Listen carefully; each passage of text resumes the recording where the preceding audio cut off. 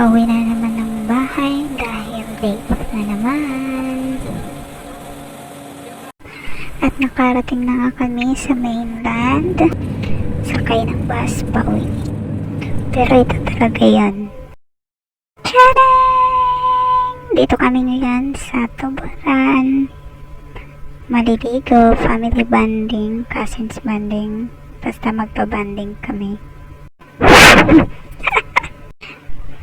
Tingnan nyo naman yung view, diba? Ang ganda. Hi! Pero ang lamig talaga ng tubig, guys. Tapos may pa-bonfire kami kasi mag-iihaw kami ng isda na inode ng aking pinsan. Aming pinsan. Aming pinsan pala yun, ha.